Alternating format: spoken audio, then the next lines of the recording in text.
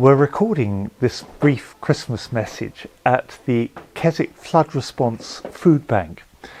I'm absolutely surrounded by the most amazing group of helpers, volunteers on the one hand, and goods on the other, goods which have been brought from all over the country by astonishingly generous people. And there's been a steady stream of others who've been affected by the floods coming in and receiving mops and buckets and food and cleaning materials and so on and so on. And being surrounded by so much stuff here makes me think a little of some of the statistics that are bandied around at this time of the year. For instance, there's the amount of money that is allegedly spent by every family on Christmas presents, an eye-watering sum which makes you feel rather extravagant if it's true for you, and rather mean if it isn't. Also reminds me of the sort of sums that apparently we all spend on our children, on bringing up children, sums which, if they're remotely true, would have bankrupted me many, many years ago with the 4 children that we have.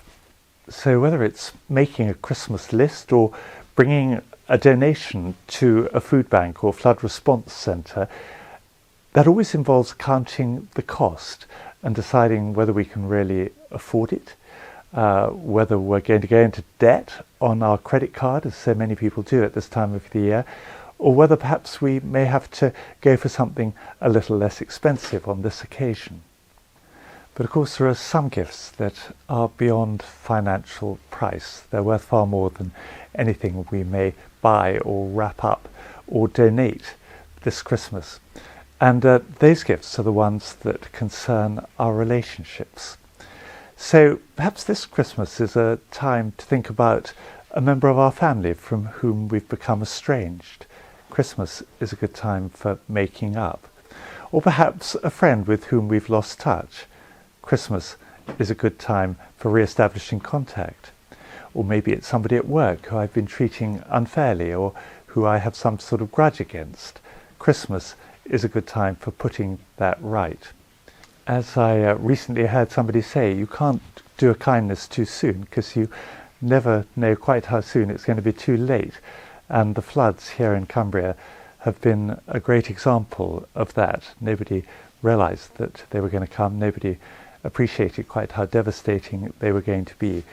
And the kindness and generosity that has been shown has been quite overwhelming. Of course, there's a cost to all these things, which is often a cost to our pride rather than just to our bank balance. And there's a reminder in that of the priceless gift, which is the Christmas message, the message of God becoming a human being in the person of his Son, Jesus Christ, and then dying for us and rising again so that our relationship with him can be gloriously restored.